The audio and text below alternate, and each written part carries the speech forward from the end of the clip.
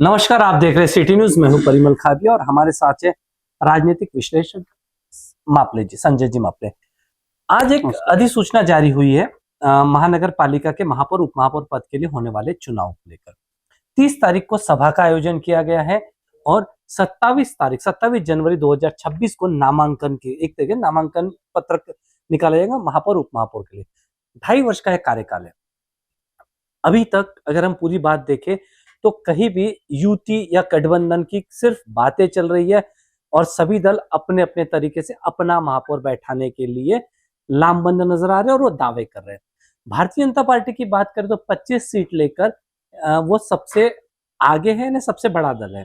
वही कांग्रेस भी दावा कर रही है कि वे भी अपना महापौर पद करेंगे और उनकी भी अपने समविचारी दलों के साथ बातचीत जारी है। 15 सीट लेकर कांग्रेस दूसरे स्थान पर है। भारतीय जनता पार्टी 25 के साथ पहले स्थान पर है। महापौर उपमहापौर के लिए अभी उनकी बातचीत चल रही है। आज भी जब पालक मंत्री चंद्रशेखर बावनकुळे जी थे तो उन्होंने अपने पत्रकार परिषद में साफ कहा कि एआईएमआईएम को छोड़कर उनकी सबसे वो किसी का भी साथ ले सकते, तो क्या कांग्रेस का भी वो साथ ले सकते, ये भी जानेंगे। लेकिन ये 27 तारीख को जो चुनाव होने वाले, 27 तारीख को जो नामांकन होने वाले महापौर उपमहापौर पद के लिए, ये 2.5 साल का कार्यकाल रहेगा। इसके लिए अब से लॉबिंग भी शुरू होगी। खुला वर्ग है, ओपन है, तो कोई भी 87 में से कोई भी 87 में से कोई भी महापौर बन सकता है। हम संजय जी मापले जी से जानेंगे कि कैसी प्रक्रिया होती है, उसके लिए किस तरीके का प्रावधान है। संजय जी, 87 में से 87 आ सकते हैं। अभी तक कहीं भी कौन बनेगा या किसका बनेगा, हम तो पार्टी का भी नहीं जान पा रहे कि कौन होगा, क्योंकि कहीं भी अभी पत्ते नहीं खुले हैं। तो 27 तारीख को मुझे लगता है सब स्थिति साफ हो जाएगी। कैसे देखते हैं? नमस्कार। जवळपास 3.5 वर्षानंतर अमरावती महानगरपालिकेला आणि खऱ्या अर्थानं अमरावती नगरेला नवनिर्वाचित महापौर 30 तारखेला मिळणार असा एक कार्यक्रम घोषित झालेला आहे आणि 27 तारखेला म्हणजे 27 जानेवारी 2026 ला महापौर आणि उपमहापौर यांच्या फॉर्म भरण्याचा दिवस आहे। 5:30 वाजेपर्यंत असा कार्यक्रम शासनाच्या वतीने महानगरपालिकेला प्राप्त झालेला आहे। परंतु खऱ्या अर्थानं आपण असं पाहिलं की 2017च्या निवडणुकीमध्ये आपण एक मॅजिक फिगर खऱ्या अर्थानं पंचायतचा फिगर भारतीय जनता पार्टीजवळ होता।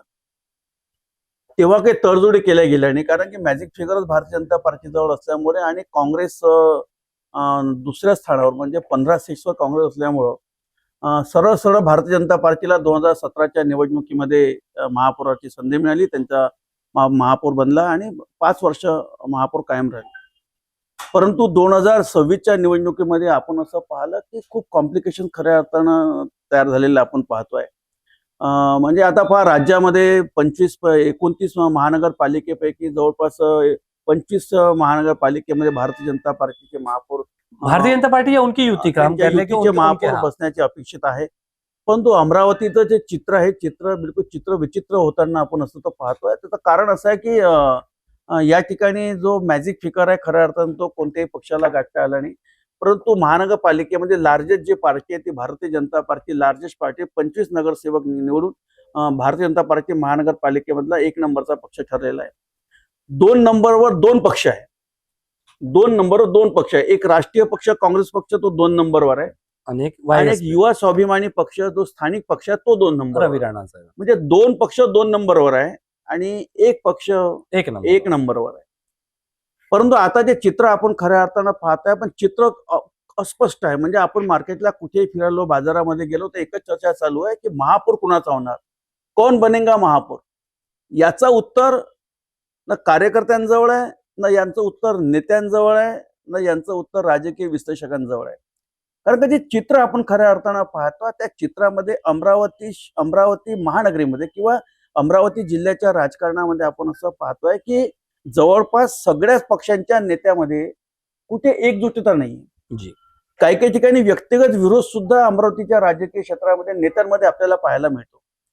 आणि हे असं चित्र असताना खऱ्या अर्थानं कोण बनेगा महापौर, कोण होईल महापौर, हे चित्र आजही स्पष्ट असलं तरी अमरावती जिल्ह्याचे पालकमंत्री चंद्रशेखर बावनकुळे आज अमरावतीला आले। त्यांनी पत्रकार परिषद घेतली। पत्रकार परिषदेमध्ये त्यांनी एक विषय सांगितला की समविचारी पक्षाला सोबत घेऊन आम्ही महापौर आम्ही बनवण्याच्या मानसिकतेमध्ये आहे. जी, आणि उन्होंने सीधा कहा AIMIM को छोड़ के वो किसी के साथ भी बढ़ सकती है। तो प्रश्न ये भी उठता है कि कांग्रेस का साथ भी ले सकती है?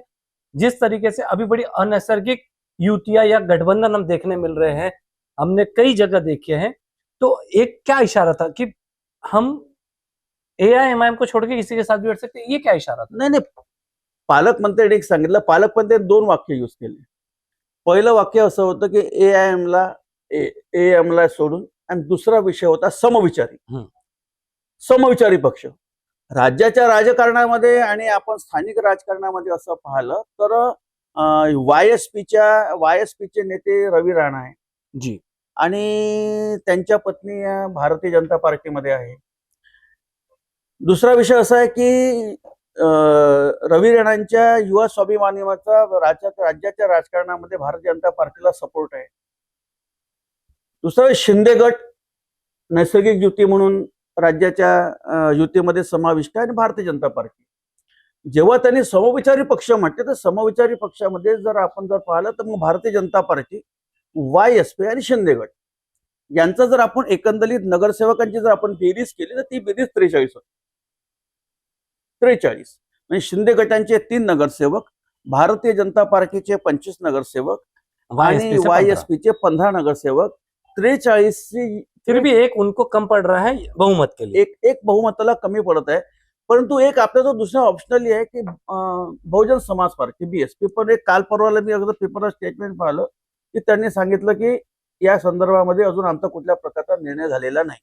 परंतु एक काय होतं की खऱ्या अर्थानं सत्तेच्या राजकारणामध्ये आपण पाहतो किंवा वार्डाच्या विकासामध्ये, प्रभागाच्या विकासामध्ये, निधीच्या दृष्टिकोनातून किंवा सत्तेच्या सोबतच चालणं अधिकतर पार्ट्या या त्यांची मजबुरी म्हणा, मजबूरी नहीं, विकास करने की, क्योंकि सत्ता अगर रही तो सत्ता पैसा देती है, सत्ता आपको विकास कार्यों के लिए और शहर के विकास के लिए सर्वभिमुख काम होता है.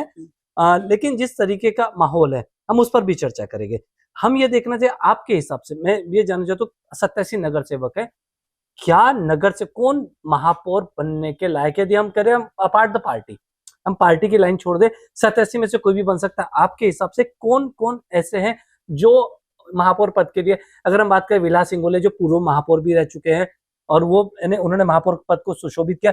यदि हम भारतीय जनता पार्टी की बात करें तो जो महापौर पद के उम्मीदवार थे उनको चुन चुनकर गिराया गया. ये शब्द ज्यादा प्रयोग करें तो ज्यादा उचित रहेगा, क्योंकि जो चाहे वो तुषार भारती हो, प्रणीत सोनी हो या फिर सीनियर नगरसेवक है जो उस दौड़ में थे कि मेयर महापौर बनने के लिए उनके पास बहुत अच्छा सा एक फेस है, उनके पास वैल्यू है, उन्हें गिराया गया या वो गिरे हैं.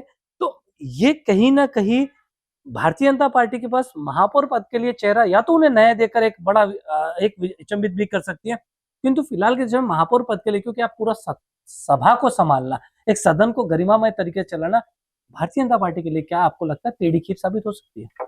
नाही, आता भारतीय जनता पार्टीमध्ये आपण असं पाहिलं की चेतन पवार निवडणूक हारले, तुषार भारतीय निवडणूक हारले, परंतु काही काही नगरसेवक भारतीय जनता पार्टीमध्ये असे आलेले आहे की जे निवडून आले पण ते काँग्रेसच्या म्हणजे मागच्या निवडणुकीमध्ये काँग्रेसचे ते नगरसेवक होते, हिवसे साहेब. आणि मग त्यांनी भारतीय जनता पार्टीमध्ये त्यांनी प्रवेश घेतला. म्हणजे सिनियर नगरसेवक भारतीय जनता पार्टीमध्ये आहे, नहीं म्हणण्याला आपल्याला कुठे नहीं, वाव आप नाहीये. समझिए भारतीय जनता पार्टी की जो कार्यशैली है, जिस तरीके का है, मुझे नहीं लगता कि हिवसे हो सकता है, लेकिन हिवसे ऐसा जो उनकी जो कार्यशैली उसके हिसाब से वो अनफिट नजर आते हैं. अगर आप बात करें, देखिए बीजेपी कई तरीके से कई बातों पर अभी हम उस पर भी चर्चा करेंगे, लेकिन फिलहाल जो है 30 तारीख का जो सभा होगी, आपको क्या लगता है कि किस पार्टी का मेयर बन सकता है? मैं आपके विचार जानना. काँग्रेस पक्ष महापौराच्या रेसमध्ये आहे, त्यांच्या सुद्धा खऱ्या अर्थानं गुप्त बैठकी काँग्रेस पक्षाच्या सुरू आहे आणि भारतीय जनता पार्टीच्या ज्या राज्यस्तरावर ज्या युती आहे त्या युतीतला सोबत घेऊन किंवा आजच्या चंद्रशेखर बावनकुळे साहेबांचं आजचं जे स्टेटमेंट आहे त्या अनुसारानं आपण जर पाहिलं तर भारतीय जनता पार्टीकडे जवळपास 43 सीट्स सध्याच आपल्याला जुळताना दिसते आहे आणि 44चा मॅजिक फिगर पासून ते एक नगरसेवक लांब आहे. आणि या सगळ्या प्रक्रियेमध्ये आपण पाहतो की राष्ट्रवादी काँग्रेस म्हणजे अजित पवार गट जे त्यांचे संजय खोडके ज्यांचे नेते आहेत आणि आमदार पण आहे, ते या निवडणुकीमध्ये कशा पद्धतीनं खऱ्या अर्थानं आपलं मार्गक्रमण करतील किंवा ते आपली जी पुढची जी रणनीती आहे ती खऱ्या अर्थानं कशी ठरवतील हे सुद्धा पाहणं आपल्याला खऱ्या अर्थानं महत्त्वाचं राहणार आहे.